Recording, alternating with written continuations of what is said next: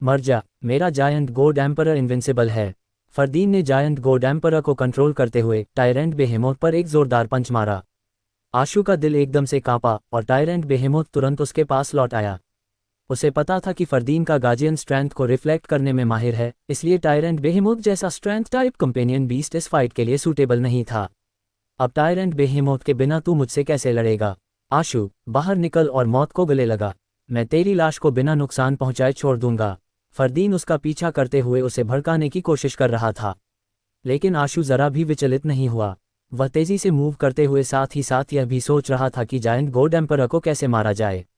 Giant गोड emperor का defence tyrant बेहेमोथ की एब्सोल्यूट स्ट्रेंथ से कम नहीं थी। उसके पास स्ट्रेंथ को रिफ्लेक्ट करने की एबिलिटी भी थी। इस कवच के डिफेंस को ब्रेक कर पाना बेहद मुश्किल था। फरदीन को मारना मुश्किल नहीं था, लेकिन उसे मारने का कोई फायदा नहीं था। कॉन्ट्रैक्ट में बराबरी का हकदार होने की वजह से जायंट गोड एम्परर उसके मरते ही बच निकलता और किसी और को चूज कर सकता था। आशु का असली टारगेट फरदीन नहीं बल्कि जायंट गोड एम्परर था।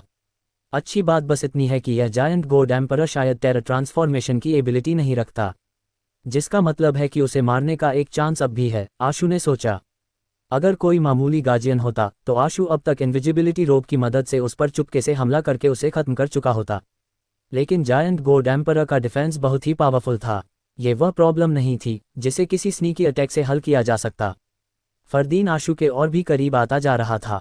जैसे ही वह उसे पकड़ने ही वाला था, उसकी आंखों में जानलेवा इरादों की आग जल उठी। आशु, अब तू बच नहीं पाएगा। इससे बात करने में टाइम वेस्ट मत करो। उसे मार डालो और अर्थ एलिमेंटल बीस्ट का कंपेनियन एग वापस छीन लो। चमन ने लाल आंखों से चिल्लाते हुए कहा। इतने लोगों की मौत के बाद अब आखिरकार उन्हें आशु को मारने का एक मौका मिला था। अगर वे आशु को मारकर अर्थ एलिमेंटल बीस्ट का कंपेनियन एग हासिल कर लेते तो ये सब कुछ वर्थ इट होता। जैसे ही वे लोग आशु के करीब पहुंचने वाले थे, उन्होंने अचानक देखा कि आशु ने एक कंपेनियन बीस्ट को बुला लिया। वह किसी ह्यूज पेंगोलिन जैसा नजर आ रहा था और आशु उसकी पीठ पर सवार हो गया। उन्हें सिर्फ अर्थ एलिमेंटल बीस्ट के कंपेनियन एग के बारे में पता था, लेकिन वह कैसा दिखता है यह इन्फॉर्मेशन उनके पास नहीं थी। इसीलिए आशु को ऐसा कंपेनियन बीस्ट बुलाते देख उन्हें लगा कि अब वह अपनी जान की बाजी लगाने वाला है। बिना एक पल की देरी किए फरदीन ने सीधा एक पंच दे मारा। टायरेंट बेहेमोथ तक जायंट गोड एम्परर का सीधा सामना नहीं कर पाया था, फिर यह मामूली सा दिखने वाला कंपेनियन बीस्ट कैसे कर पाएगा। बूम! फरदीन ने जमीन पर जोरदार पंच मारा, जिससे वहां एक बहुत बड़ा गड्ढा बन गया, लेकिन आशु और उसका कंपेनियन बीस्ट दोनों का कहीं नामो निशान नहीं था। क्या ये हो सकता है? फरदीन और चमन दोनों के मन में एक बेहद बुरा ख्याल आया। उन्होंने जैसे ही मुड़कर देखा, पाया कि आशु तो पहले ही कई दर्जन मीटर दूर जा चुका था। फरदीन ने एक और पंच फेंका, लेकिन इस बार उसने साफ देखा, वह पेंगोलिन जैसा कंपेनियन बीस्ट जिस पर आशु सवार था जमीन में घुस गया और गायब हो गया। जब वे दोबारा जमीन से बाहर निकले तो वे 100 मीटर से भी ज्यादा दूर पहुंच चुके थे। अर्थ एलिमेंटल बीस्ट! इसने सच में अर्थ एलिमेंटल बीस्ट को इनक्यूबेट कर लिया। ये कैसे मुमकिन है? चमन ने गुस्से और अविश्वास से चिल्लाते हुए कहा। चाहे जायंट गोड एम्परर कितना भी स्ट्रोंग क्यों ना हो, अगर वह अर्थ एलिमेंटल बीस्ट की स्पीड का पीछा नहीं कर सकता तो सब बेकार था। अब तो आशु को मार पाना नामुमकिन था और अर्थ एलिमेंटल बीस्ट का कंपेनियन एग छीनना तो दूर की बात थी। यहाँ तक कि अगर वे आशु को मार भी देते तो इनक्यूबेट हो चुका कंपेनियन बीस्ट अपने मास्टर के साथ ही गायब हो जाता। फरदीन अवाक रह गया। उसने ऐसा अंजाम कभी सपनों में भी नहीं सोचा था। आज तू बच गया, अपनी किस्मत मान। सिचुएशन को पूरी तरह बेकार देखते हुए फरदीन अब पीछे हटना चाहता था। किसने कहा कि तुम जा सकते हो? आशु अर्थ बीस्ट की पीठ पर सवार था और फरदीन के रास्ते में आकर खड़ा हो गया। अगर तेरे पास यह अर्थ एलिमेंटल बीस्ट न होता तो तू कब का मेरे मुंह का शिकार बन चुका होता, और अब मेरे सामने इस तरह की बातें कर रहा है। फरदीन ने कोल्ड लहजे में कहा और आगे बढ़ा। उसका इरादा साफ था, वह आशु और उसके अर्थ एलिमेंटल बीस्ट दोनों को अपने पैरों तले कुचल देना चाहता था। आशु बिल्कुल शांत रहा। उसने टायरेंट बेहेमोथ को बुलाया। साथ ही हाल ही में हासिल की गई रेजुवेनेशन पिल उसने टायरेंट बेहेमोथ को खिला दी, जिससे उसकी घायल फिस्ट बहुत तेजी से ठीक होने लगी। एक हार चुके बीस्ट को दोबारा बुलाने का क्या फायदा? चाहे जितनी बार बुला ले, ये सीधा सुसाइड है, फरदीन ने मजाक बनाते हुए कहा। आशु ने एक शब्द भी नहीं कहा और बुलाने का सिलसिला जारी रखा। अगला उसने ट्रुथ लिसनर को बुलाया। उसके कानों की 2 इयरिंग टूटकर जमीन पर गिरकर बिखर गईं और वह एक खूंखार बीस्ट की तरह जमीन पर उतरा, सीधा फरदीन की तरफ घूरते हुए। एक और स्ट्रेंथ टाइप कंपेनियन बीस्ट। कोई फर्क नहीं पड़ता, एक साथ अटैक करो, फरदीन ने बेपरवाही से कहा। लेकिन आशु यही नहीं रुका। उसने ग्रेट माइट वज्रबुल और टॉर्च ड्रैगन को भी समन कर लिया। एक तरफ बोल, दूसरी तरफ ड्रैगन, दोनों ने मिलकर फरदीन को घेर लिया। वो तो टॉर्च ड्रैगन है। ये वही टॉर्च ड्रैगन है जो सहारनपुर टेम्पल में था। चमन ने जैसे ही टॉर्च ड्रैगन को पहचाना, उसका चेहरा एकदम सफ़ेद पड़ गया। फरदीन का चेहरा भी अब अच्छा नहीं लग रहा था। आशु ने अकेले ही 5 मिथिकल कंपेनियन बीस्ट्स को बुला लिए थे। 6 परिवारों में भी ऐसा बहुत ही रेयर था। चाहे तू कितने भी कंपेनियन बीस्ट्स बुला ले, जायंट गोड एम्परर के लिए कोई मायने नहीं रखता। जब तक तू मेरे डिफेंस को ब्रेक नहीं कर पाता, तू आखिर में हारेगा ही। फरदीन ने ऐसा कहा तो ज़रूर, लेकिन अब उसकी आवाज़ में पहले की तरह कॉन्फिडेंस नहीं था। आशु ने उसकी बात पूरी तरह अनसुनी कर दी और समनिंग यानी कंपेनियन बीस्ट बुलाने जारी रखे। गोल्डन ओवरलॉर्ड स्वॉर्ड और गोल्डन बैटल गॉड हेलबर्ड हवा में उसके चारों तरफ तैरने लगे। उसी पल 2 और मिथिकल बीस्ट्स अर्थ ड्रैगन और थंडर ड्रैगन भी अपीयर हुए। दोनों काले ड्रैगन बैटलफील्ड में शामिल हो गए और अब फरदीन पूरी तरह बीचों बीच घिर चुका था। वो तो मेटलवर्क टेम्पल का गोल्डन बैटल गॉड हेलबर्ड है, और वो काले ड्रैगन सहारनपुर के अंडरग्राउंड समुद्र में थे। ये कैसे हो सकता है? उसके पास इतने सारे मिथिकल कंपेनियन बीस्ट्स कैसे हो सकते हैं? चमन की आवाज़ थरथरा रही थी। उसने आज तक किसी एक इंसान के पास इतने सारे मिथिकल कंपेनियन बीस्ट्स कभी नहीं देखे थे। हाल के सालों में 6 परिवारों के पास मिथिकल कंपेनियन बीस्ट्स की तादाद पहले से ज़्यादा ज़रूर हो गई थी, लेकिन फिर भी ओपी कोर लेवल के लोगों के पास अगर एक भी होता तो वह भी बड़ी बात मानी जाती। 2 या 3 मिथिकल कंपेनियन बीस्ट सिर्फ टॉप क्लास फिगर्स के पास होते थे, और जिनके पास 5 या 6 होते, उन्हें परिवार की असली टॉप कॉम्बैट स्ट्रेंथ यानी परिवार के पिलर के तौर पर देखा जाता था। लेकिन अभी सिर्फ आशु ने अकेले ही 10 से ज़्यादा मिथिकल कंपेनियन बीस्ट्स बुला लिए थे, और उनमें भी टायरेंट बेहेमोथ और टॉर्च ड्रैगन जैसे टॉप नॉच, डरावने और खौफनाक बीस्ट शामिल थे। इसीलिए चमन का सन रह जाना लाजमी था। इसी वक्त फरदीन के मन में बस गालियां ही घूम रही थीं। उसने कभी सोचा भी नहीं था कि आशु, जो शेरगिल परिवार का सीधा वारिस तक नहीं था, उसके पास इतने सारे मिथिकल पेट्स होंगे, और वह तो ऐसे बुलाए जा रहे थे जैसे ये कोई मामूली बात हो। अब फरदीन को पछतावा होने लगा था। भले ही जायंट गोड एम्परर की स्ट्रेंथ पावरफुल थी और उसका डिफेंस लगभग इनविंसिबल था, लेकिन कौन गारंटी दे सकता था कि आशु के किसी बीस्ट में उसे रेस्ट्रेन करने की एबिलिटी नहीं थी। फरदीन की जानकारी के मुताबिक टॉर्च ड्रैगन के ब्राइट टॉर्च विजन वर्ल्ड की पावर सभी लिविंग क्रिएचर को निगल सकती थी। जायंट गोड एम्परर भी शायद इसका सामना न कर पाए। सब बेकार है। चाहे तेरे पास कितने भी कंपेनियन बीस्ट्स हों, अगर तू जायंट गोड एम्परर के डिफेंस को ब्रेक नहीं कर सकता तो ये सब एक मजाक से ज़्यादा कुछ नहीं। फरदीन की आवाज़ में अब पहले जैसा कॉन्फिडेंस नहीं था। ऐसा है, आशु ने आखिरकार बोलना शुरू किया। उसी वक्त उसने 2 और कंपेनियन बीस्ट्स को बुलाए। चमन और फरदीन इन दोनों बीस्ट्स को पहचान नहीं पाए, लेकिन उनके लुक से साफ था कि वे बिना किसी शक मिथिकल क्लास पर थे। आशु ने जिन 2 कंपेनियन बीस्ट्स को बुलाया था, वे थे डॉक्टर डार्कनेस और एक्सप्लोसिव फिएन मैन। बिल्कुल, अगर तू मेरे डिफेंस को ब्रेक कर सकता तो इतने सारे मिथिकल कंपेनियन बीस्ट्स को बुलाने की क्या ज़रूरत थी? फरदीन ने कहा, जैसे वह सिर्फ आशु से ही नहीं, खुद को भी समझाने की कोशिश कर रहा हो।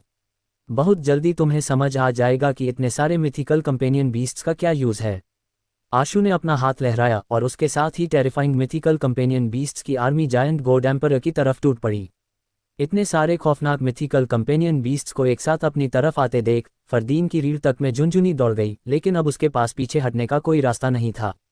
उसे हिम्मत बांधकर इस चैलेंज को फेस करना ही था। मगर अकेला जायंट गोड एम्परर इतने सारे मिथिकल कंपेनियन बीस्ट्स का सामना कैसे कर सकता था? भले ही टायरेंट बेहेमोथ और बाकी बीस्ट्स उसके डिफेंस को तोड़ नहीं पाए थे, लेकिन इसका यह मतलब नहीं था कि वे उसे काबू में नहीं कर सकते। टायरेंट बेहेमोथ और ट्रुथ लिसनर दोनों ने उसके एक एक हाथ को कसकर पकड़ लिया। दोनों काले ड्रैगन, अर्थ ड्रैगन और थंडर ड्रैगन ने उसकी टांगों को जकड़ लिया। ऊपर से टॉर्च ड्रैगन उसकी गर्दन के चारों तरफ लिपट गया और पूरी ताकत से उसे नीचे की तरफ घसीटने लगा। जायंट गोड एम्परर का डिफेंस बेशक पावरफुल था, लेकिन स्ट्रेंथ के मामले में वह टायरेंट बेहेमोथ से कमज़ोर था, और फिर इतने सारे मिथिकल क्रिएचर्स का एक साथ हमला झेल पाना उसके लिए नामुमकिन था। ग्रेट माइट वज्रबुल ने पूरी ताकत से फरदीन के सीने पर अपना पैर पटका, और उसी पल गोल्डन ओवरलॉर्ड स्वॉर्ड और गोल्डन बैटल गॉड हेलबर्ड उसकी बॉडी पर एक साथ अटैक करने लगे। हालांकि वे उसके बैरियर को पेनिट्रेट तो नहीं कर पाए, लेकिन उन्होंने उसे ज़मीन पर पूरी तरह प्रेस कर दिया। चाहे वह जितना भी छटपटाता रहा, अब उसके लिए वहां से निकल पाना नामुमकिन था। चमन जमीन पर गिर पड़ा। फरदीन अब उसकी परवाह भी नहीं कर रहा था। वह किसी तरह उठ खड़ा हुआ और उसने भागना चाहा, लेकिन तभी एक धारदार स्केलपेल अचानक हवा में अपीयर हुआ और उसकी गर्दन के आर पार कट गया। डॉक्टर डार्कनेस बेहद शालीन चाल में उसके पास से गुजरा और बिना एक बार भी पीछे देखे सीधे आशु के पास लौट गया। चमन ने डर के मारे अपनी गर्दन कसकर थामी, लेकिन उसकी उंगलियों के बीच से खून लगातार बहता रहा। उसकी आंखें फटी रह गईं। मुंह खोलकर उसने कुछ कहना चाहा, लेकिन जो होठों से निकला वह था बस खून। चमन का शरीर जमीन पर गिर पड़ा, यानी कि वह मर चुका था। कितने अफसोस की बात है, आशु ने अजीब तरीके से कहा, जब उसने देखा कि डेड मैन ट्री ने कोई प्रतिक्रिया नहीं दी। आशु, तेरे पास चाहे जितने भी मिथिकल कंपेनियन बीस्ट्स हों, कोई फर्क नहीं पड़ता। तू मेरे डिफेंस को ब्रेक नहीं कर सकता। तू मुझे खरोंच तक नहीं पहुंचा सकता। फरदीन जमीन पर इतने सारे मिथिकल कंपेनियन बीस्ट से दबा पड़ा था, फिर भी उसे कोई चोट नहीं आई थी। वह हिल भी नहीं पा रहा था, लेकिन फिर भी पूरे जोर से दहाड़ रहा था। मुझे तुम्हारा डिफेंस तोड़ने की जरूरत ही क्या है, आशु ने काम अंदाज में कहा, और उसी वक्त एक्सप्लोसिव फिएंड मैन धीरे धीरे आगे बढ़ा। उसकी आंखों पर बंधा आई मास्क एक शैतानी ग्लो के साथ जगमगा रहा था। उसने अपना हाथ जायंट गोड एम्परर के बैरियर पर रखा, और जहां उसकी हथेली टच हुई वहां अजीबोगरीब निशान नजर आने लगे, जो धीरे धीरे पूरे बैरियर पर फैलने लगे। टाइम बॉम्ब स्किल केवल उन्हीं चीज़ों पर इस्तेमाल की जा सकती थी जो रेजिस्ट नहीं कर सकते। जायंट गोड एम्परर जैसे गार्जियन पर यह स्किल इस्तेमाल करना लगभग नामुमकिन था। लेकिन अभी के हालात में जायंट गोड एम्परर तो हिल भी नहीं पा रहा था। तू क्या करने वाला है? फरदीन का चेहरा अब पीला पड़ चुका था, और उसकी आंखों में खौफ साफ साफ झलक रहा था। भले ही उसे यह न पता हो कि वे निशान क्या कर रहे हैं, लेकिन उसे क्लियरली सेंस हो रहा था कि हालात उसके पाले में नहीं हैं। कुछ नहीं, बस मूड अच्छा है, सोचा थोड़े फायरवर्क्स हो जाएं जश्न के लिए, आशु ने काम टोन में कहा। मुझे जाने दे, हरामी तू। फरदीन ने पूरी ताकत से छटपटाने की कोशिश की। उसे अब अंदर से खतरे की पूरी आहट मिलने लगी थी। यहाँ तक कि जायंट गोड एम्परर भी बेचैनी से भागने की कोशिश कर रहा था, जैसे वह भी किसी अनजानी दहशत से कांप रहा हो। लेकिन ये सब बेकार था। इतने सारे खतरनाक मिथिकल क्रिएचर्स की जबरदस्त पकड़ के नीचे गार्जियन जायंट गोड एम्परर भी खुद को छुड़ा पाने में पूरी तरह नाकाम था।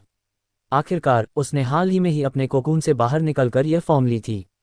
भले ही वह स्ट्रोंग था, लेकिन उसमें टेरर ट्रांसफॉर्मेशन करने की एबिलिटी नहीं थी, और न ही ऐसी कोई पावर थी जो सभी पर भारी पड़ सके।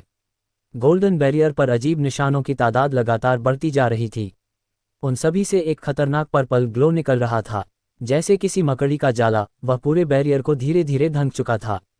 आखिरकार आशु ने अपने सारे कंपेनियन बीस्ट्स को वापस कर लिए और तेजी से पीछे हट गया। नहीं, फरदीन को आखिरकार अपनी आज़ादी मिली। उसका पहला रिएक्शन था कवच को हटाना, लेकिन अब बहुत देर हो चुकी थी। एक्सप्लोसिव फिएंड मैन ने अपने हाथ से चुटकी बजाई, और बूम! उसी पल एक तेज धमाका हुआ, जैसे कोई हाइड्रोजन बॉम्ब ब्लास्ट हुआ हो। एक गोल्डन सूरज की तरह एक्सप्लोजन्स की फ्लेम्स फरदीन को सेंटर में रखकर चारों ओर तेजी से फैलने लगीं। जो कुछ भी उसके दायरे में आया वह एक पल में ही राख बन गया।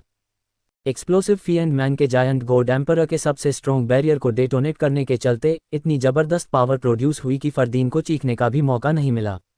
वो सीधे राख में तब्दील हो गया, और जायंट गोड एम्परर खुद भी उस ब्लास्ट में टुकड़े टुकड़े हो गया। जायंट गोड एम्परर की मौत के साथ ही आशु को एहसास हुआ कि एक अजीब सी पावर उसके शरीर में एंटर हो रही है, जिससे स्लॉटरर एक बार फिर से इवोल्व होने लगी। फाइनली मैं परफेक्ट बॉडी की तरफ इवोल्व करने वाला हूँ। आशु ने राहत की सांस लेकर एक हल्की सी स्माइल पास की। वो कई गार्जियन मार चुका था, अगर इसके बावजूद वो इवोल्व नहीं करता तो वो नहीं जानता था कि आगे कहाँ और गार्जियन ढूंढेगा। जो स्लॉटरर अब तक आशु के शरीर को एनवेलप किए हुए थी, वो हमेशा एक इनविजिबल एग्जिस्टेंस थी। लेकिन जब से वो इवोल्व बॉडी स्टेट पर पहुंची थी, आशु उसकी मौजूदगी को सेंस कर सकता था, और अब वो उसे अपनी मर्जी से कंट्रोल भी कर सकता था। हालांकि आशु अब भी उसे पूरी तरह समझ नहीं पाया था। उसका इस्तेमाल अब तक सिर्फ इमोर्टल स्लेइंग को पावर देने तक ही लिमिटेड था। इस एवोल्यूशन के चलते स्लॉटरर की फॉर्म धीरे धीरे अपीयर होने लगी। हालांकि वो अभी भी बस एक धुंधली शैडो जैसी थी, लगभग एक सिलोएट की तरह, मगर जब वो पूरी तरह इनविजिबल और अनटचेबल थी तब की कंपैरिजन में अब वो कई गुना ज़्यादा स्ट्रॉन्ग लग रही थी। जैसे जैसे वो लाइट धीरे धीरे क्लियर होती जा रही थी, आशु को रियलाइज़ हुआ कि ये लाइट कुछ जानी पहचानी सी है, जैसे उसने इसे पहले कहीं देखा हो। वो चेहरे के नक्श या शरीर की बनावट को तो नहीं देख सका, लेकिन उस ऑरा में एक अजीब सी फेमिलियरिटी थी। क्या ये वही औरत है जो मेरी हेलुसिनेशन में आई थी? आशु को अचानक याद आया कि उसने ऐसा ऑरा कहाँ सेंस किया था। वो औरत जिसने खुद कुदरत के नियमों के खिलाफ जाकर इमॉर्टल्स को मौत के घाट उतार दिया था, और जिसकी ताकत के आगे हर नस्ल ने सिर झुका दिया था, उसकी प्रेजेंस कुछ ऐसी ही थी। जब इवोल्यूशन पूरा हुआ तो आशु बस एक सिलोएट जैसी परछाई को ही देख सका। स्लॉटरर की अपीयरेंस अब भी पूरी तरह सामने नहीं आई थी, और ना ही वो कोई कॉर्पोरियल बॉडी कंडेंस कर पाई थी। आशु ने गेम में इन्फॉर्मेशन पर नज़र डाली और देखा कि स्लॉटरर वाकई परफेक्ट बॉडी पर इवोल्व हो चुकी थी, लेकिन उसका नाम और इंट्रोडक्शन अब भी पहले जैसा ही था। बस एक ही चीज़ ने आशु को यह यकीन दिलाया कि स्लॉटरा सच में ग्रो हो चुकी है, वो ये कि अब वो उससे कॉन्टैक्ट मेंटेन रख सकता था। बाकी एबिलिटीज़ को लेकर अभी भी उसे धीरे धीरे एक्सपेरिमेंट करने थे। बस इतना ही। क्या यही स्लॉटरा लाइफ सोल की फाइनल अपीयरेंस है? आशु ने उस लाइट से बने सिलोएट को देखा और उसे यकीन नहीं हुआ कि स्लॉटरा का आखिरी लुक ऐसा होगा। ये बहुत ही एब्स्ट्रैक्ट था। हालांकि आशु इसे मानने को तैयार नहीं था, मगर सच्चाई यही थी, परफेक्ट बॉडी ही किसी भी लाइफ सोल की फाइनल फॉर्म होती है। उसे बदला नहीं जा सकता। बैटलफील्ड को क्लीन करने के बाद आशु फिर से अर्थ एलिमेंटल बीस्ट पर करिश्मा के साथ सवार होकर रवाना हो गया। इस बार उसे कोई जल्दी नहीं थी, लेकिन उसकी स्पीड फिर भी धीमी नहीं थी। और सबसे अहम बात, वो जिस रास्ते पर जा रहा था वो महिम सिटी वापस लौटने वाला रास्ता नहीं था। आशु का इरादा अभी महिम सिटी लौटने का नहीं था। वो थोड़ा चक्कर लगाकर इंसानों के रिलेटिवली सेफ डिस्ट्रिक्ट से होकर निकलना चाहता था, ताकि फाइन डस्ट को एडवांस कर सके। और वाकई चलते हुए उसे अभी 2 दिन भी नहीं बीते थे कि fine dust life soul evolve होने लगी। डस्ट जैसे उस प्लेनेट ने जलना शुरू कर दिया, बिल्कुल एक छोटे से सूरज की तरह, और उससे एक अजीब सी चमक निकलने लगी। भले ही उसे ये नहीं पता था कि ये प्रैक्टिकली कितने काम का था, लेकिन फाइन डस्ट से मिलने वाला स्टैट ऑगमेंटेशन पहले से कहीं ज़्यादा स्ट्रॉन्ग हो गया था। ग्लिमर, इवोल्व्ड बॉडी, स्काई स्टीलिंग सन शिफ्टिंग आर्ट का एवोल्यूशन वाकई आसान है। अगर मैं कुछ और स्टेप्स लूँ तो परफेक्ट बॉडी पर पहुंचना ज़्यादा मुश्किल नहीं होगा। लेकिन सिविलाइज्ड कंट्री को इवोल्व करने के लिए ढेर सारी स्पेशल टेलीपोर्टेशंस की ज़रूरत है। अब क्या करूं? आशु को कोई अच्छा सॉल्यूशन समझ नहीं आ रहा था। आहूजा परिवार की मिस्टिक बर्ड स्पीड से लगातार टेलीपोर्ट कर सकती थी, लेकिन आहूजा परिवार ने इसे पहले ही इंक्यूबेट कर लिया था। उनके लिए अब इसे आशु को ट्रांसफ़र करना नामुमकिन था। आशु के पास इतने बेनिफिट भी नहीं थे कि वो उन्हें अपनी तरफ कर सके। मैं एक कदम एक बार में बढ़ाऊंगा। आशु ने रास्ते में वक्त बर्बाद नहीं किया। वो डीमन गॉड कैटलॉग को स्टडी कर रहा था, ये समझने की कोशिश कर रहा था कि ये किस तरह की प्राइमोडियल एनर्जी आर्ट थी और कैसे लाइफ प्रोविडेंस और लाइफ सोल को कंडेंस किया जा सकता था। लाइफ प्रोविडेंस को कंडेंस करना मुश्किल नहीं था। प्राइमोडियल एनर्जी आर्ट और अपने टैलेंट के साथ, एज लॉन्ग एज उसके पास सफिशिएंट परसेप्टिविटी हो, तो सक्सेस कोई दूर की बात नहीं थी। लेकिन लाइफ सोल के लिए एक फाउंडेशन की ज़रूरत होती थी। आमतौर पर एक गार्जियन का ब्लड एसेंस एक फाउंडेशन के तौर पर इस्तेमाल होता है, लेकिन गार्जियन के एट्रीब्यूट का डीमन गॉड कैटलॉग से मैच होना भी जरूरी था। क्या दी सेलेस्तारा का ब्लड डीमन गॉड कैटलॉग की फाउंडेशन के तौर पर इस्तेमाल हो सकता है? आशु ने मन ही मन सोचा। अब तक आशु दी सेलेस्तारा की एग्जिस्टेंस के बारे में कुछ भी समझ नहीं पाया था। उसे ये नहीं पता था कि वो एक डायमेंशनल क्रिएचर थी, एक गार्जियन थी, या फिर दोनों में से कोई भी नहीं थी। हालांकि दी सेलेस्तारा चेज माउंटेन में ट्रैप थी और वहीं से आशु ने डीमन गॉड कैटलॉग सीखा था। इस वजह से दोनों के कंपैटिबल होने के चांसेस नेचुरली हाई थे। शायद दी सेलेस्तारा से खून की एक बूंद हासिल करना इतना आसान नहीं होगा, लेकिन ऐसा भी नहीं है कि कोई मौका नहीं है। उन गार्जियंस के मुकाबले जिनसे मुझे उनका ब्लड हासिल करने के लिए लड़ना पड़ता है, दी सेलेस्तारा के साथ बातचीत के तो चांसेस है। हालांकि मुझे नहीं पता कि मुझे किस कीमत पर यह सब मिलेगा। आशु ने ज़्यादा सोचा नहीं और डीमन गॉड कैटलॉग के लाइफ प्रोविडेंस को कंडेंस करने पर फोकस करना शुरू कर दिया। आशु केवल चलते वक्त ही अपनी रिसर्च करता था। उसने कोई ट्रेनिंग नहीं की थी, क्योंकि दूसरी प्राइमोडियल एनर्जी आर्ट्स पर स्विच करना ग्लिमर को एनर्जी ऑब्टेन करने से रोकता था। जब वो इन्फॉर्मेशन इकट्ठा करने के लिए रुकता तो वो अपने ख्यालों और इंसाइट्स को डीमन गॉड कैटलॉग पर अप्लाई करता। सिर्फ कुछ ही दिनों में उसने काफ़ी इंप्रूव किया और लाइफ प्रोविडेंस को कंडेंस कर लिया। Life providence, demon blood line. Ashu ने फील किया कि जब उसने demon blood line life providence पर स्विच किया तो उसके बेसिक स्टैट्स में काफ़ी बढ़ोतरी हुई। उसके सभी लाइफ प्रोविडेंस में से डीमन ब्लड लाइन ने उसके फिजिकल स्टैट को सबसे ज़्यादा ऑगमेंट किया था। देखने से लगता है कि ये डीमन गॉड कैटलॉग शायद एक प्राइमोडियल एनर्जी आर्ट है जो कॉन्स्टिट्यूशन के करस्पॉन्डिंग है। कॉन्स्टिट्यूशन के करस्पॉन्डिंग दूसरी primordial energy art small perfection of wisdom सूत्र है, और supreme hell king life soul पहले ही परफेक्ट बॉडी स्टेट में है। तो अगर मैं डीमन गॉड कैटलॉग की लाइफ सोल को परफेक्ट बॉडी में इवोल्व करता हूं, तो क्या मेरा कॉन्स्टिट्यूशन 41 पॉइंट्स तक नहीं पहुंच जाएगा? आशु परेशान था कि कैसे वो उस गार्जियन का ब्लड एसेंस हासिल करे जो डीमन गॉड कैटलॉग से कंपैटिबल हो और लाइफ सोल को कंडेंस कर सके। दी सेलेस्तारा, क्या तुम एक डील करने में इंटरेस्टेड हो? आशु ने दी सेलेस्तारा के इरादों को जानने की कोशिश की। अगर वो उसका ब्लड ऑब्टेन कर सका तो वो इसे आजमा सकता था। कितने कमाल की बात है, तुमने सच में मुझसे डील करने की पहल की। क्या तुम मुझसे डरकर हमेशा मुझसे छुपते नहीं रहते थे? दी सेलेस्तारा ने चिढ़ाने वाली टोन में रिप्लाई किया।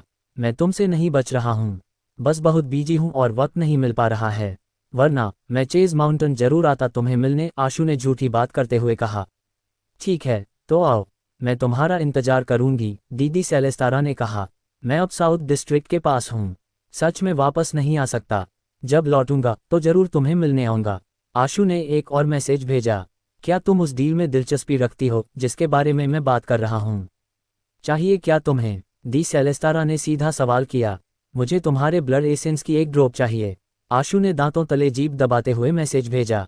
वो थोड़ा नर्वस था, वो श्योर नहीं था कि दी सेलेस्टारा ये सुनकर उसके साथ बुरा नहीं करेगी। ठीक है, दी सेलेस्टारा का जवाब सुनकर आशु के चेहरे पर खुशी छा गई। तुम क्या चाहती हो? मैं तुम्हारे साथ उसे एक्सचेंज करने को तैयार हूँ, आशु ने जल्दी से कहा। तुम तो मुझे देखना चाहते थे, है ना? तो फिर आओ। अगर तुम मुझसे मिलने आओगे तो मैं तुम्हें एक बूंद ब्लड एसेंस दूंगी। मुझे इसके बदले कुछ और नहीं चाहिए, दी सेलेस्टारा ने जवाब दिया। आशु का मूड तुरंत बिगड़ गया। उसने तो ये बात बस यूं ही कह दी थी। असल में उसे दी सेलेस्टारा से मिलने चेज माउंटेन जाना पड़े, इसकी तो वो कल्पना भी नहीं कर सकता था। मैं अभी सच में वापस नहीं आ सकता। क्या तुम किसी और चीज़ के लिए एक्सचेंज करना चाहोगी? यहाँ बहुत सारी नई और दिलचस्प चीज़ें हैं। चाहो तो मैं तुम्हारे लिए कुछ भेज सकता हूँ, या फिर तुम्हें जो भी एक्सपेरिमेंटल इक्विपमेंट या एपरेट्स चाहिए हो मैं खरीद दूँ। आशु ने कहा, मुझे कुछ नहीं चाहिए। अगर तुम आए तो ब्लड एसेंस मिलेगा, अगर नहीं आए तो कुछ नहीं मिलेगा। दी सेलेस्टारा के इस जवाब ने आशु को कुछ हद तक बेबस कर दिया। जब मैं वापस आ जाऊंगा तब बात करते हैं। अभी तो मैं उड़कर वापस नहीं आ सकता, आशु ने जवाब दिया और फिर अपना फ़ोन बंद कर दिया। आमतौर पर जब कोई गार्जियन अपने कोकून में होता है तब उसके शरीर में ब्लड एसेंस फ्लो होता रहता है।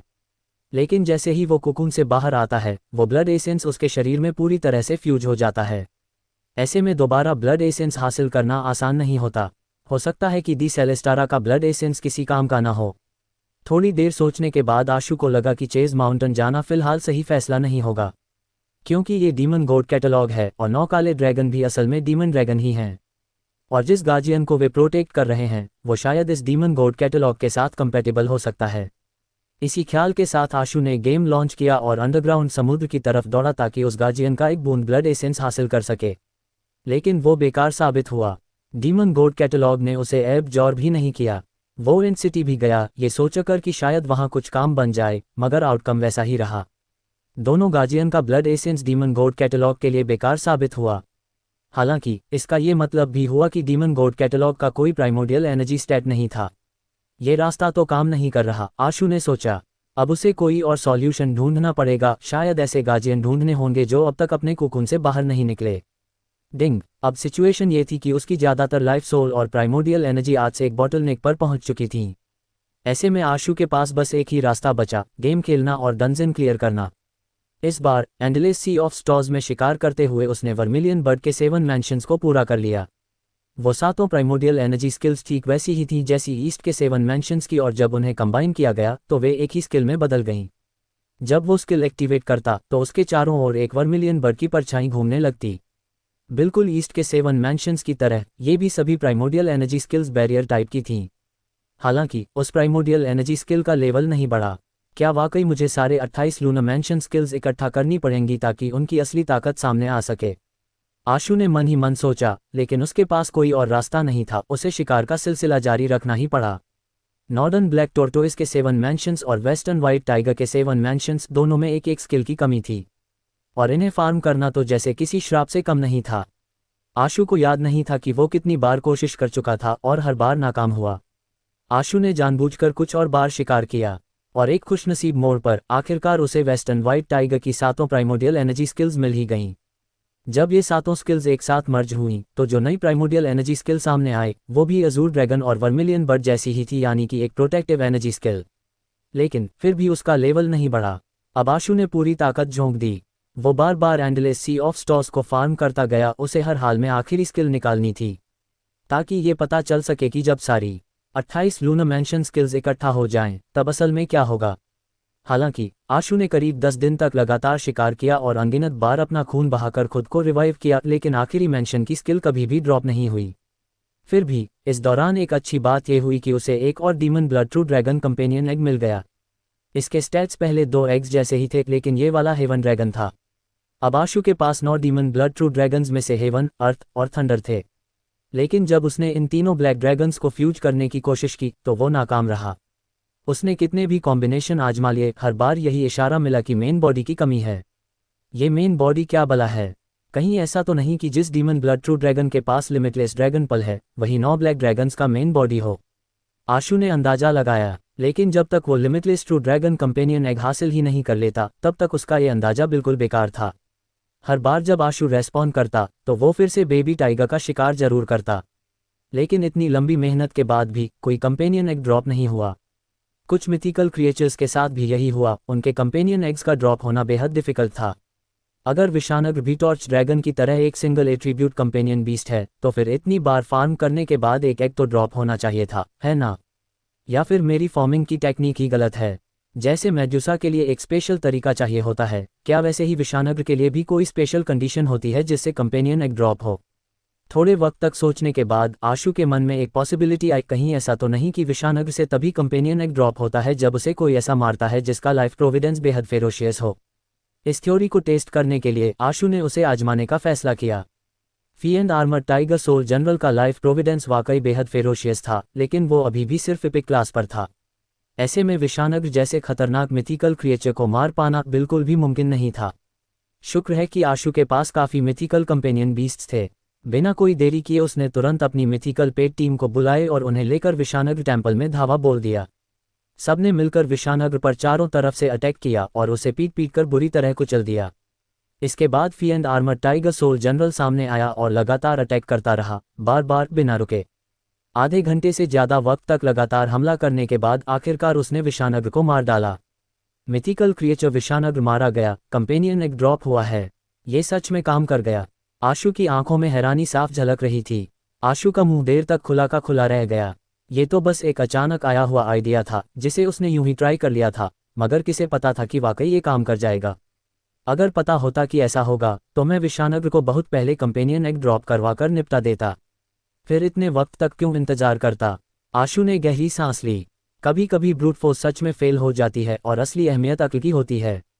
विशानग्र, मिथिकल इवॉल्वेबल, लाइफ प्रोविडेंस, रहमदिल को पनिश करना और बुरों को बढ़ावा देना।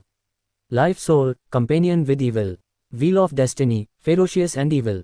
Strength 81, speed 81, constitution 81, primordial energy 81, talent skill, evil work like wind, evil work everywhere, devour a whole badland. Companion form, mount, एक टॉप मिथिकल माउंट। पहले तो आशु बेहद खुश हुआ, लेकिन जब उसने गौर से विशानग्र की स्किल्स और तमाम एबिलिटीज देखी तो उसका चेहरा उतर गया। ये चीज़ तो बस कमजोरों पर धौंस जमाने वाली थी और ताकतवरों से डरने वाली। जब इसका सामना किसी बुरे इंसान से होता तो इसके पास मौजूद companion with evil life soul की वजह से न सिर्फ इसके स्टैट्स गिर जाते बल्कि इसकी स्किल्स भी कमजोर पड़ जाती। लेकिन जब किसी अच्छे इंसान से लड़ने की बात आती तो ये ज़बरदस्त तरीके से खूंखार हो जाता। जब भी ये कोई अच्छा काम करता इसके स्टैट्स बुरी तरह गिर जाते, और जब भी कोई बुरा काम करता तो इसके तमाम स्टैट्स तेजी से बढ़ जाते। ये वाकई अजीब था। पर आशु के लिए सबसे मुश्किल जो स्किल थी वो थी बेडलैंड। ये एक पैसिव स्किल थी जिसका कोई डायरेक्ट लीथल इफेक्ट नहीं था। इसका इकलौता इफेक्ट ये था कि जहां भी ये मौजूद होती उस जगह का माहौल बिगड़ जाता, लोग गरीब और बेरहम हो जाते, और इसका मालिक होने के नाते सबसे पहला असर आशु पर ही पड़ता। धीरे धीरे वो खुद भी गरीब, चिड़चिड़ा और भूखा हो जाता। हालात ऐसे हो जाते कि खाने को भी कुछ ना बचता। अगर मुझे पहले से पता होता कि ऐसा होने वाला है तो क्या मैं इसको फार्म करने में इतना वक्त बर्बाद करता? आशु ने विशानग्र के कंपेनियन एग को देखते हुए ऐसे मुंह बनाया जैसे हंसे या रोए, कुछ समझ ना आ रहा हो। उसे इंक्यूबेट करना तो मानो किसी साजिश को जन्म देना था, लेकिन अगर वो उसे इंक्यूबेट नहीं करता तो एक top class mount companion beast खो देता। बैटल के मामले में ये सचमुच एक टॉप नॉच बीस्ट था। इसे ऐसे ही फेंक देना ये तो बेइंतहा अफसोस की बात होती। आशु उस कंपेनियन एग को देखता रहा, उसके चेहरे के एक्सप्रेशंस हर पल बदलते रहे। वो गहरी दुविधा में था। थोड़ी देर तक सोचने के बाद भी आशु किसी नतीजे पर नहीं पहुंच सका कि उसे इंक्यूबेट करे या नहीं। उसने पहले उस कंपेनियन एग को अपने बाकी पैट्स के साथ मैच किया। सच तो ये था कि आशु का दिल तो कर रहा था कि इसे सीधा फेंक दे। इसकी कोई भी स्किल या एबिलिटी उसे खास काम की नहीं लगी। हर एक में कोई ना कोई कमी थी। इकलौती चीज़ जो इसे थोड़ा बेहतर बनाती थी वो ये थी कि जब ये बुराई करता तो बेहद खतरनाक हो जाता। खासतौर पर अच्छे लोगों के सामने इसकी कॉम्बैट स्ट्रेंथ ज़बरदस्त हो जाती। अगर आशु कोई शैतान होता तो विशानग्र एक एक्सीलेंट ग्रेड का डीमन होता, बेडलैंड स्किल को छोड़कर। तब ये डरावनी हद तक पावरफुल हो सकता था। मगर दिक्कत ये थी कि न तो आशु को बुरा काम करने में दिलचस्पी थी और न ही उसका कोई इरादा था कि वो अच्छे लोगों की जान ले। ऐसे में और ऊपर से ये रिस्क कि इसके चलते वो गरीब हो जाएगा और खाने तक को कुछ नहीं बचेगा, आशु सचमुच इसे इंक्यूबेट करने का मन नहीं बना पा रहा था। कुछ देर तक गौर से देखने के बाद आशु ने देखा कि विषानग्र की बाकी कंपेनियन बीस्ट्स के साथ कंपैटिबिलिटी ज़्यादा नहीं थी। वो लगभग उसे फेंकी देने वाला था कि तभी उसे याद आया फी and armoured tiger soul general, जिसे उसने पहले बुलाया था, और उसने उसे विषानग्र के साथ मैच करके देखा। 93% कंपैटिबिलिटी। ये देखकर आशु चौंक गया। सांप बिच्छू एक ही थैली के चट्टे बट्टे होते हैं, उसने मन ही मन सोचा। इन दोनों की कंपैटिबिलिटी तो हैरान कर देने वाली है। आशु कुछ पल तक सोचता रहा और उसे लगा कि एक टॉप नॉच मिथिकल क्रिएचर विषानग्र को इस तरह फेंक देना शायद वाकई अफसोसजनक होगा, खासतौर पर उसकी एवोल्यूशन एबिलिटी को देखते हुए। अब तक तो जिंक्स मास्टर का मुझ पर कोई खास असर नहीं पड़ा है, क्यों ना इन्हें फ्यूज करके देखूं। हो सकता है ये दो अधूरे कंपेनियन बीस्ट साथ मिलकर कुछ बेहतरीन बन जाएं। और अगर कुछ खास नहीं भी हुआ तो भी कम से कम और बुरा तो नहीं होगा। फैसला लेते हुए आशु ने फी and armour tiger soul general को उठाया और विषानग्र के कंपेनियन एग पर रख दिया और फ्यूज करने का विकल्प चुन लिया। 93% कंपैटिबिलिटी जितनी जेन्युइन हो सकती थी उतनी ही थी। एक सप्लीमेंट्री इंग्रेडिएंट की तरह विषानग्र का कंपेनियन एग एक लाइट की स्ट्रीम में बदलकर सीधे फी and armour tiger soul general के शरीर में समा गया और फ्यूजन तेजी से पूरा हो गया। फ्यूज होने के बाद फी and armour tiger soul general की बाहरी शक्ल सूरत में ज़्यादा बदलाव तो नहीं आया, लेकिन उसके नीचे जो टाइगर था उसमें अब हल्का सा विषानग्र का लुक झलक रहा था। आशु ने बिना देरी किए उसके स्टैट्स देखने के लिए स्क्रीन पर नज़र दौड़ाई और मन ही मन सोचा, काश मैं सिर्फ जिंक्स मास्टर को पूरी तरह रिमूव कर पाता। Fee and armour tiger soul general, mythical evolvable, life providence, malicious evil, life soul, tiger soul runes, wheel of destiny, ferocious and evil, strength 81, speed 81, constitution 81, primordial energy 81, talent skills, tempered steel का ULDRON, rampage, magic stone cause, one with horse, armor piercing spear, evil work everywhere, badland, जिनिक्सिस master. Companion form कोई नहीं। आशु बस screen को घूरता रह गया, बिल्कुल खामोश, जैसे शब्द ही गुम हो गए हों। फी and armour tiger soul general के स्टैट्स देखकर आशु सन रह गया। ये स्टैट्स बेहद शानदार थे। किसी कंपेनियन बीस्ट का इससे ज़्यादा स्ट्रांग होना शायद मुमकिन ही नहीं था। आज ये पहली बार था जब आशु ने किसी कंपेनियन बीस्ट में आर्ट स्किल्स देखी थीं, और ऊपर से इसमें आगे और भी इम्प्रूवमेंट की पॉसिबिलिटी थी। इसीलिए हो सकता है कि ये टेरर ट्रांसफॉर्मेशन भी अचीव कर ले। जिनिक्सिस मास्टर की मौजूदगी तक तो आशु फिर भी एक्सेप्ट कर लेता, लेकिन ये बैडलैंड क्या बला थी। ये तो सीधा फी and armour tiger soul general में ही फ्यूज हो गई थी। जिनिक्सिस मास्टर और बैडलैंड जैसे ये तय करके आया हो कि मैं एक झटके में ना मरूं, बल्कि धीरे धीरे 1000 कट से मेरे शरीर पर हो। आशु को एक पल को ये कंपेनियन बीस्ट को मौत के घाट उतार देने का मन कर गया, लेकिन फिर कुछ सोचकर वो रुक गया। आखिर जिनिक्सिस मास्टर में शायद गरीबी भी शामिल थी।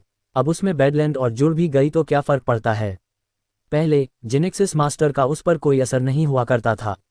ऐसे में ये बात समझ से बाहर थी कि बैडलैंड उस पर कोई इफेक्ट डाल सकती है। पहले थोड़ा ऑब्जर्व करता हूँ, अगर सच में विदस्टैंड नहीं कर पाया तो जल्दी से इसे शांत और सुरक्षित तरीके से ख़त्म करने का कोई तरीका सोचना पड़ेगा। आशु ने मन ही मन सोचा और तुरंत फी and armour tiger soul general को वापस टैटू फॉर्म में बुला लिया। उसने तय किया कि अब वो उसे बाहर लाने की कोशिश नहीं करेगा। इसके साथ ही आशु ने अपना बेबी टाइगर भी बाहर बुला लिया और उसे अपने साथ चलने को कहा ताकि थोड़ी लेकिनेस मिल सके। ये सब करने के बाद आशु को काफ़ी राहत महसूस हुई। अब वो और ज़्यादा एहतियात से आगे बढ़ा। आशु पूरे फोकस के साथ हर कदम रख रहा था। शुक्र है इस दौरान कुछ भी बुरा नहीं हुआ, जिससे उसके दिल ने सुकून की एक लंबी सांस ली। ग्लिमर को इवॉल्व करना फाइन डस्ट की कंपैरिजन में कहीं ज़्यादा मुश्किल था। इतने लंबे वक्त तक चलने के बाद भी आशु ने फील किया कि भले ही ग्लिमर धीरे धीरे ग्रो हो रही थी, लेकिन उसकी ग्रोथ बेहद धीमी थी। इस रफ्तार से तो पता नहीं उसे ग्लिमर को परफेक्ट बॉडी तक पहुंचाने के लिए और कितनी जगहों पर जाना पड़ेगा। आशु जिस रास्ते पर चल रहा था वो इंसानों के लिए सेफ माना जाता था, इसलिए उसे ज़्यादा खतरे का सामना नहीं करना पड़ा। आज के दिन आशु ग्रेट माइट वज्र बुल पर सवार था और एक घुमावदार पहाड़ी रास्ते पर चल रहा था। रात हो चुकी थी, लेकिन वो अब तक माउंटेन से बाहर नहीं निकल पाया था। उसके सामने चारों तरफ सिर्फ ऊंचे माउंटेन्स ही दिखाई दे रहे थे। ये घुमावदार पहाड़ी रास्ते ऐसे लग रहे थे मानो कोई सांप माउंटेन पर लिपटा हो। चलते चलते उसकी नज़र अचानक सामने सड़क पर खड़े कई ट्रकों पर पड़ी। ये एक काफिले की तरह लग रहे थे, मगर क्यों वहां रुके थे ये उसे समझ नहीं आया। आमतौर पर इस तरह के काफिले किसी फिक्स्ड सर्विस एरिया में रुकते हैं। यूं पहाड़ी रास्ते पर, वो भी आधी रात को, उनका रुकना कुछ अजीब लग रहा था। काफिले के पीछे कई सोल्जर्स खड़े थे, जो आर्मी यूनिफॉर्म में थे। जैसे ही उन्होंने ग्रेट माइट वज्रबुल को आते देखा, उनके चेहरे पर हैरानी छा गई। तुरंत ही कई सोल्जर आर्मी के आगे से दौड़ते हुए आए और अपनी गन उठाकर ग्रेट माइट वज्रबुल की तरफ तान दी। लेकिन जब उन्होंने देखा कि आशु उस बुल की पीठ पर बैठा है, तो उन्होंने राहत की सांस ली। फिर भी उन्होंने अपनी सतर्कता कम नहीं की। दर्जनों गन्स अब भी आशु और ग्रेट माइट वज्रबुल की तरफ तनी हुई थीं। हम फेडरेशन की ट्रांसपोर्ट टीम से हैं। तुम कौन हो? सबसे आगे खड़े ऑफिसर ने दूर से चिल्लाकर पूछा। आशु बिना कोई जल्दबाजी किए वहीं रुक गया। उसने ग्रेट माइट वज्रबुल को रोका और जवाब दिया, मैं थॉमस कॉलेज का स्टूडेंट हूँ। महिम सिटी वापस लौटने की कोशिश कर रहा हूँ। वैसे आप बता सकते हैं कि यहाँ क्या हुआ है? ऑफिसर ने जवाब दिया, किसी वजह से आगे वाले रोड का बड़ा हिस्सा कोलैप्स हो गया है। हमारे व्हीकल उस पर से नहीं निकल सकते, इसलिए हम कोई सॉल्यूशन ढूंढने की कोशिश कर रहे हैं। अगर तुम्हारे पास उड़ने की एबिलिटी नहीं है, तो मुझे डर है कि तुम्हें रास्ता बदलना पड़ेगा। मेरे पास कुछ उड़ने वाली एबिलिटीज़ हैं, लेकिन मैं बहुत दूर तक नहीं उड़ सकता। क्या मैं जाकर एक बार देख सकता हूँ? आशु ने पूछा। ऑफिसर ने पास खड़े आदमी से थोड़ी देर सलाह मशवरा किया, फिर आशु से कहा, ठीक है, तुम आ सकते हो, लेकिन पहले अपना कंपेनियन बीस्ट वापस बुला लो। आशु ने ग्रेट माइट वज्रबुल को वापस टैटू फॉर्म में भेज दिया और फिर करिश्मा को अपनी गोद में उठाकर पैदल ही वहां चला गया। ऑफिसर ने जब आशु की गोद में करिश्मा को देखी तो थोड़ी हैरानी के साथ कहा, एक स्टूडेंट के लिए रात के वक्त पहाड़ी रास्तों पर चलना वैसे ही बहुत खतरनाक है। ऊपर से तुम एक बच्ची को भी साथ ले जा रहे हो। शायद करिश्मा जैसी मासूम बच्ची को देखकर ही उन्होंने आशु को काफिले के पास आने की इजाजत दी थी। इस दुनिया में बुरा वक्त चल रहा है। इसके मम्मी पापा अब नहीं रहे, इसलिए मैं ही इसे स्कूल ले जा रहा हूँ, आशु ने शांत टोन में कहा। सोल्जर्स के चेहरों पर हमदर्दी की झलक उभर आई और माहौल काफी हद तक नर्म हो गया। ये दुनिया, हाय। ऑफिसर ने एक गहरी सांस भरी और फिर आशु को साथ लेकर आगे बढ़ने लगा। वाकई, सामने का एक बड़ा हिस्सा पूरी तरह ब्लॉक हो चुका था। अंदाजन सैकड़ों मीटर तक का पहाड़ी रास्ता कोलैप्स हो गया था। ऑपरेशन टीम में मौजूद एपिक एक्सपर्ट्स अपने उड़ने वाले पैड्स की मदद से धीरे धीरे सामान और गाड़ियों को अलग अलग ट्रांसपोर्ट कर रहे थे। लेकिन क्योंकि वहां सिर्फ 3 फ्लाइंग पैड्स ही काम कर रहे थे, इसलिए एक बार में बहुत कम सामान ही उठाया जा सकता था और इसी वजह से पूरी प्रोसेस बेहद धीमी रफ्तार से आगे बढ़ रही थी। आशु ने टूटे हुए पहाड़ी रास्ते की तरफ देखा और कुछ सोचते हुए ऑटोमेटिकली ही उसकी त्योरियां सिकुड़ गईं। पूरा रास्ता लगभग पूरी तरह से ढह चुका था, यहाँ तक कि पास की पहाड़ी दीवार भी गिर चुकी थी। आशु कुछ देर तक उस जगह को गौर से देखता रहा। इसी दौरान उसे एहसास हुआ कि ये कोलैप्स ना तो नेचुरल लग रहा था और ना ही ऐसा लग रहा था कि किसी भारी चीज ने टकराकर इसे तोड़ा हो, बल्कि ये ज्यादा उस निशान की तरह लग रहा था जैसे किसी चीज ने इस माउंटेन को कुतर दिया हो। आशु ने अपने चारों तरफ नजर दौड़ाई और फिर मैप पर गौर से देखा। उसे आसपास कहीं भी कोई डायमेंशनल जोन नहीं दिखा। सबसे नज़दीकी डायमेंशनल जोन भी करीब 60 किलोमीटर दूर था। क्या आसपास कोई ब्रेकआउट क्रिएचर है? आशु को शक हुआ और उसने तुरंत अपनी एहतियात और भी बढ़ा दी। उसने ट्रूथ लिसनिंग की एबिलिटी का इस्तेमाल करके आसपास के एरिया को स्कैन किया, लेकिन उसे कोई डायमेंशनल क्रिएचर नहीं मिला। इतना बड़ा नुकसान करने के लिए वो क्रिएचर काफ़ी बड़ा होना चाहिए। फिर मुझे इसका कोई ट्रेस क्यों नहीं मिला? आशु उलझन में पड़ गया, लेकिन फिर उसने एक और एंगल से सोचा तो बात कुछ हद तक समझ में आई। ऐसे इंसिडेंट के बाद ट्रांसपोर्ट टीम ने जरूर आसपास की अच्छी तरह से जांच की होगी। अगर यहाँ कोई इतना बड़ा डायमेंशनल क्रिएचर मौजूद होता तो ना सिर्फ उसे ढूंढ निकाला गया होता, बल्कि इतनी रात को यहाँ माल ढोने का काम भी नहीं चल रहा होता। लड़के, क्या तुम उड़कर पार जा सकते हो? पास खड़े ऑफिसर ने आशु से पूछा। इस दूरी तक तो कोई प्रॉब्लम नहीं होनी चाहिए, आशु ने हल्का सिर हिलाते हुए जवाब दिया। लेकिन तभी कोशिश करना जब पूरी तरह कॉन्फिडेंट हो। एक बच्ची के साथ कोई रिस्क मत लेना, ऑफिसर ने समझाते हुए कहा। शुक्रिया, मुझे पूरा कॉन्फिडेंस है, आशु ने विनम्रता से शुक्रिया कहा और फिर करिश्मा को गोद में कसकर पकड़ते हुए हवा में उछल गया। पहाड़ी दीवार से टेक लेकर उसने खुद को ऊपर फेंका और सीधे सामने के पहाड़ी रास्ते पर लैंड हो गया। थॉमस कॉलेज के स्टूडेंट्स वाकई में एक्स्ट्राऑर्डिनरी होते हैं। ये मूवमेंट टेक्निक तो कमाल की थी। अगर मैं भी उस वक्त थॉमस कॉलेज में एडमिशन ले पाया होता तो आज इतने सालों की मेहनत के बाद मैं भी सेक्शन कमांडर बन चुका होता, एक सोल्जर ने जलते हुए कहा जब उसे पता चला कि आशु उस पार पहुंच चुका है। आशु नहीं चाहता था कि वो जरूरत से ज्यादा ध्यान खींचे, वरना वो तो सीधा उड़कर पार चला जाता। उसे बिल्कुल अंदाजा नहीं था कि उसकी मूवमेंट टेक्निक जैसी चीज पर एक आम सोल्जर भी तारीफ कर देगा। जब तुम लोग यहाँ पहुंचे, क्या रास्ता पहले से ही ऐसा था? आशु ने एक सोल्जर से सवाल करते हुए पूछा। हाँ बिल्कुल, जब हम लगभग 40-50 किलोमीटर दूर थे तभी एक जोरदार धमाके की आवाज़ सुनाई दी थी। उस वक्त हमें लगा कि कुछ हुआ है, लेकिन जब यहाँ पहुंचे तभी पता चला कि रास्ता तो पूरी तरह कोलैप्स हो चुका है, सोल्जर ने जवाब दिया। अगर ये किसी और जगह होता तो शायद इतनी दूरी से आवाज़ सुनना मुश्किल होता, लेकिन ये इलाका माउंटेन वाला था और यहाँ 40-50 किलोमीटर की दूरी सफ़र की दूरी थी। सीधी लाइन में देखा जाए तो असल फासला इतना ज़्यादा नहीं था। इस तरह के इलाके में 40-50 किलोमीटर तय करने में ज़्यादा वक्त नहीं लगता। अगर सच में कोई ब्रेकआउट क्रिएचर था तो थियोरेटिकली उसे बहुत दूर नहीं जाना चाहिए था, आशु ने सोचा। वो लगातार ट्रुथ लिस्टन की एबिलिटी से पूरे इलाके को स्कैन करता रहा। इस बार उसने खासकर फोकस किया माउंटेन के नीचे फैले फॉरेस्ट की तरफ। इससे पहले आशु को यही एहसास हुआ था कि जो डायमेंशनल क्रिएचर यहाँ तबाही मचा गया वो शायद काफ़ी ह्यूज रहा होगा, और अगर ऐसा है तो उसका फॉरेस्ट में छिपे रहना लगभग नामुमकिन था। ऊपर से फॉरेस्ट में कहीं भी तबाही के कोई निशान नहीं थे। ऐसा बिल्कुल नहीं लग रहा था कि वहाँ से कोई बेहेमौत गुजरा हो। फिर भी पूरी एहतियात बरतते हुए आशु ने फॉरेस्ट को बारीकी से स्कैन करना शुरू किया। क्योंकि पास में कोई डायमेंशनल जोन नहीं था, इसलिए नीचे का फॉरेस्ट ज़्यादा म्यूटेट नहीं हुआ था। ट्री भी ज़्यादा ऊंचे नहीं थे। आशु ने कुछ देर तक इलाका स्कैन किया और उसे लगा कि शायद उसे कुछ नहीं मिलने वाला, लेकिन तभी अचानक उसकी नज़र एक क्रिएचर पर पड़ी जो फॉरेस्ट के बीचों बीच तेजी से दौड़ रहा था। वो क्रिएचर एक बहुत बड़े सेंटीपीड की तरह लग रहा था। उसका शरीर लगभग बाल्टी जितना मोटा था, लेकिन जो बात उसे और भी अजीब बना रही थी वो था उसका ऊपरी हिस्सा जो पूरी तरह ह्यूमन था, एक इंसानी शरीर, टांगें और सिर। वो देखने में बेतहाशा अजीब और डरावना लग रहा था। वो क्रिएचर फॉरेस्ट के बीच से पूरी रफ्तार से आगे बढ़ रहा था और अब तो लगभग पहाड़ी रास्ते तक पहुंच ही गया था। ये कौन सा डायमेंशनल क्रिएचर है? क्या इसी ने पहाड़ी रास्ते को तबाह किया था? आशु के मन में सवाल उठा, लेकिन सोचने का वक्त नहीं था। उसने तुरंत सोल्जर से कहा, नीचे के फॉरेस्ट में कोई डायमेंशनल क्रिएचर दिखाई दे रहा है। जल्दी से उस गैप से हट जाओ, ज़्यादा पास मत जाना। सोल्जर थोड़ी देर के लिए चौंक गया। उसने नीचे देखा, लेकिन वहां उसे कुछ नहीं दिखा। फिर भी उसने तुरंत वॉकी टॉकी पर आशु की बात आगे ऑफिसर को पहुंचा दी। ऑफिसर ने बिना देर किए अपनी टीम को नीचे की सिचुएशन को केयरफुली देखने का हुक्म दिया। और तभी जब वो लोग अभी ठीक से ऑब्जर्व ही कर रहे थे तो उन्होंने देखा कि सेंटीपीड जैसी पूंछ वाले उस मॉन्स्टर ने पहाड़ी दीवार से बाहर निकलना शुरू कर दिया। डायमेंशनल क्रिएचर है, फायरिंग के लिए तैयार हो जाओ।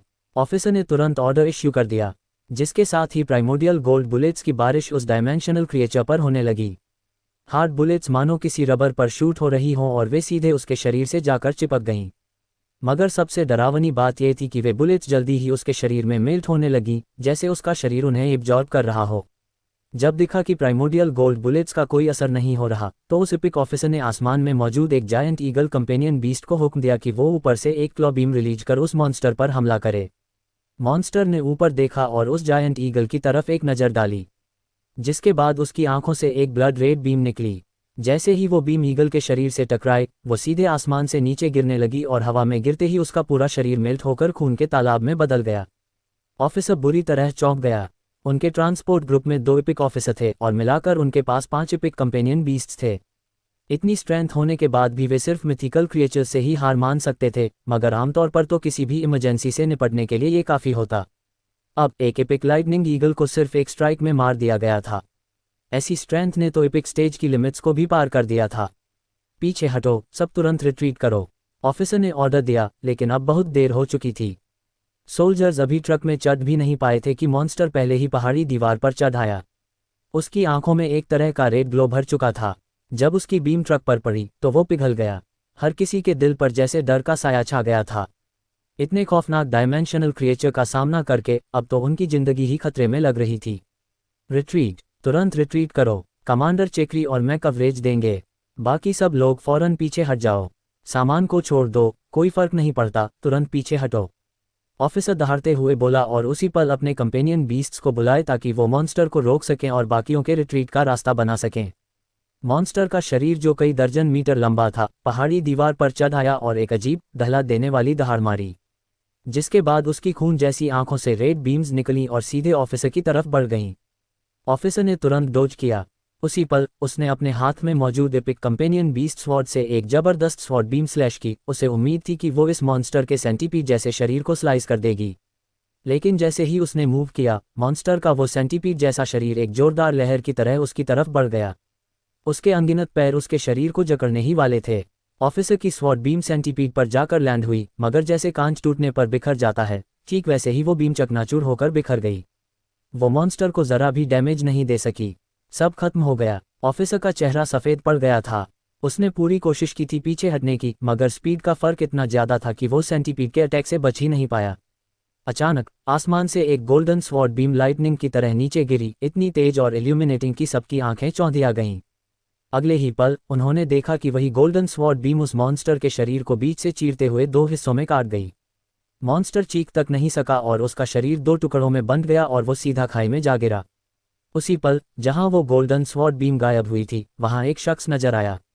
एक हाथ में गोल्डन स्वॉर्ड और दूसरे हाथ में एक लड़की को पकड़े हुए वो टूटी हुई सड़क के ऊपर हवा में तैर रहा था। और वो कोई और नहीं बल्कि आशु था। ऑफिसर और सोल्जर्स हैरान परेशान होकर आशु को देखते रह गए, मानो उन्हें अपनी आंखों पर यकीन ही ना हो रहा हो। आपकी मदद के लिए शुक्रिया, ऑफिसर ने कहा और आशु को सैल्यूट किया। मुझे डर है कि यहाँ अब भी सेफ नहीं है, और भी डायमेंशनल क्रिएचर्स हो सकते हैं। बेहतर होगा कि आप लोग जल्दी निकल जाएं, आशु ने कहा और साथ ही टायरेंट बेहेमोथ को बुला लिया, जो तुरंत ही अपना साइज इंक्रीज करने लगा। टायरेंट बेहेमोथ, वो टायरेंट बेहेमोथ ही है। तो फिर टायरेंट बेहेमोथ वेस्ट डिस्ट्रिक्ट का कंपेनियन बीस्ट नहीं है? सोल्जर्स ने जैसे ही टायरेंट बेहेमोथ को देखा तो वे चौंकते हुए जोर जोर से बोलने लगे। आशु ने डायरेक्ट टायरेंट बेहेमोथ को ऑर्डर दिया कि वो ट्रांसपोर्ट टीम की मदद करे और उनके ट्रकों और सामान को कोलैप्स रोड के दूसरी तरफ पहुंचा दे। ट्रक टायरेंट बेहेमोथ के सामने खिलौनों जैसे लग रहे थे। वो उन्हें एक हाथ से उठा सकता था। थोड़ी ही देर में सारे ट्रक, सामान और लोग टूटी हुई सड़क के दूसरी तरफ से फिली पहुंचा दिए गए। क्या मैं आपका नाम जान सकता हूं? ऑफिसर ने आशु से पूछा। आशु शाह, आशु ने जवाब दिया, फिर तुरंत ऑफिसर से कहा, जल्दी निकल जाए। ये अकेला डायमेंशनल क्रिएचर नहीं है, यहाँ इससे भी ज़्यादा खतरनाक हस्तियाँ मौजूद हो सकती हैं। अगर आप और देर करेंगे तो सिचुएशन बेहद रिस्की हो सकती है। ऑफिसर ने झुककर आशु को सलाम किया और ज़रा भी देर किए बिना तुरंत सभी सोल्जर्स को हुक्म दिया कि वे सामान के साथ ट्रक्स में सवार होकर रवाना हो जाएं। कमांडर कामिल, मैंने कभी नहीं सोचा था कि टायरेंट बेहेमोथ ईस्ट डिस्ट्रिक्ट का कंपेनियन बीस्ट होगा, और ऊपर से वो भी एक इतने यंग स्टूडेंट का। वो आशु वाकई में बहुत इम्प्रेसिव है। उसके सिर्फ कंपेनियन बीस्ट्स ही पावरफुल नहीं है, बल्कि वो खुद भी बेहद पावरफुल है। उसने एक इतने डरावने डायमेंशनल क्रिएचर को सिर्फ एक ही स्ट्राइक में ख़त्म कर दिया। अगर ह्यूमैनिटी के सारे स्टूडेंट्स उसके जैसे स्ट्रांग हों तो हमें कभी डायमेंशनल क्रिएचर से डरने की ज़रूरत ही ना पड़े, ऑफिसर के बगल में खड़े सोल्जर ने एक्साइटेड होकर कहा। कमांडर कामिल ने हल्के से सिर हिलाया और कड़वी मुस्कान के साथ बोला, मुझे डर है कि ऐसा इंसान एक अरब में शायद एक ही निकले। वो अकेले पूरी ह्यूमैनिटी को प्रोटेक्ट नहीं कर सकता। हम सोल्जर्स भी उतने ही ज़रूरी हैं, इसलिए हमें भी मेहनत करके स्ट्रांग बनना होगा। भले ही हम उनके लेवल तक ना पहुंच पाएं, लेकिन हम उनसे कमज़ोर अपने साथियों की प्रोटेक्शन तो कर ही सकते हैं। बात तो सही है, लेकिन मुझे डर है कि हम शायद ज़िंदगी भर भी वैसी स्ट्रेंथ हासिल ना कर सकें। सोल्जर ने लंबी सांस भरते हुए कहा। कमांडर कामिल ने झुंझलाकर कहा, अगर हर कोई तुम्हारी तरह सोचने लगे तो ह्यूमैनिटी का तो सच में अंत ही समझो। अगर हम अभी कुछ नहीं कर पा रहे हैं तो इसका मतलब ये नहीं कि हम कभी नहीं कर पाएंगे। क्या पुराने वक्त के इंसानों ने कभी सोचा था कि एक दिन हर इंसान के पास अपना खुद का फ़ोन होगा? क्या शांति के ज़माने में किसी ने कल्पना की थी कि एक दिन हर कोई हाथ में गन लेकर लड़ाई करेगा? आशु जैसे लोग अपने वक्त के पायनियर हैं। एक दिन ऐसे ही pioneers powerful companion beasts, primordial energy arts और प्राइमोडियल एनर्जी स्किल्स हर किसी तक पहुंचाएंगे। जब वो दिन आएगा तभी ह्यूमैनिटी सच में दुनिया को बदलने में कामयाब होगी। हमें अभी से मेहनत करनी होगी और स्ट्रांग बनना होगा। अगर वो दिन सच में आया और हमारे पास उन पावर्स को संभालने की भी एबिलिटी नहीं रही तो तब तो हमारा सच में कोई फ्यूचर नहीं बचेगा। कमांडर, मैं आपकी बात समझता हूँ। जब हम दिग्गजों के कंधों पर खड़े होते हैं तो वाकई में हम ज़्यादा दूर तक देख सकते हैं, लेकिन जब ये सब कुछ अपनी आंखों से होता हुआ देखते हैं तो वो झटका बहुत गहरा होता है। वो लड़का इतनी कम उम्र का है, फिर भी उसके पास इतनी ज़बरदस्त स्ट्रेंथ है। क्या इंसानों के बीच टैलेंट का फ़र्क वाकई इतना बड़ा हो सकता है? सोल्जर ने एक धीमी सांस के साथ कहा, मानो मन ही मन कुछ सोच रहा हो। इस दौरान आशु लगातार नीचे फैले फॉरेस्ट पर नजरें गड़ाए हुए था। पहाड़ी रास्ते का इस तरह ढह जाना उस मरे हुए डायमेंशनल क्रिएचर का काम नहीं हो सकता था। यकीनन कहीं आसपास और भी ज़्यादा स्ट्रांग डायमेंशनल क्रिएचर्स मौजूद थे, लेकिन उसने बार बार स्कैन करने के बाद भी फॉरेस्ट में कुछ और अजीब डिस्कवर नहीं किया। एक ख्याल के साथ आशु ने इनविजिबिलिटी रोब पहन लिया और करिश्मा को भी उसमें कवर कर लिया। फिर वो उस डायरेक्शन में उड़ चला जिधर से वो सेंटीपीड मॉन्स्टर आया था। मूनलाइट में डूबा डेंस फॉरेस्ट डरावना और रहस्यमय लग रहा था। आशु ने फॉरेस्ट के अंदर घुसने का रिस्क नहीं लिया। उसे डर था कि कहीं कोई आउट ऑफ सिलेबस चीज़ ना हो जाए, इसलिए वो ट्रीज के ऊपर उड़ते हुए आगे बढ़ता रहा। इनविजिबिलिटी रोब पहनने के बाद और अर्थ एलिमेंटल बीस्ट को हर पल फाइट के लिए तैयार रखकर आशु की एस्केपिंग एबिलिटी अपने पीक पर थी। ट्रुथ लिसनिंग की एबिलिटी के चलते अगर वो सामने वाले को हरा ना भी पाता तो भी आसानी से बच निकल सकता था। रास्ते में उसे कुछ भी एबनॉर्मल नहीं दिखा। शुक्र है कि सेंटीपीड मॉन्स्टर की गंध अब भी आसपास में मौजूद थी। उसी गंध को फॉलो करते हुए आशु एक माउंटेन की ओर मुड़ा और तभी उसे कुछ दिखाई दिया। वहां एक छोटी सी हिल थी, 200-300 मीटर से ज्यादा ऊंची नहीं, मगर ढलान काफी ज्यादा था।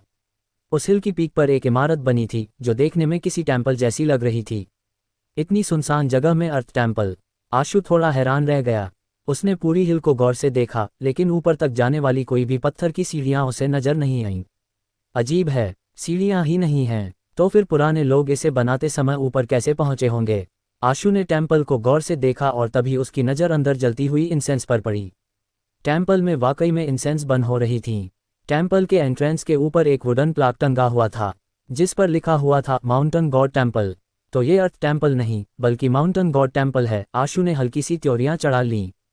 अगर ये अर्थ टेम्पल होता तो ज़्यादा टेंशन की बात नहीं थी।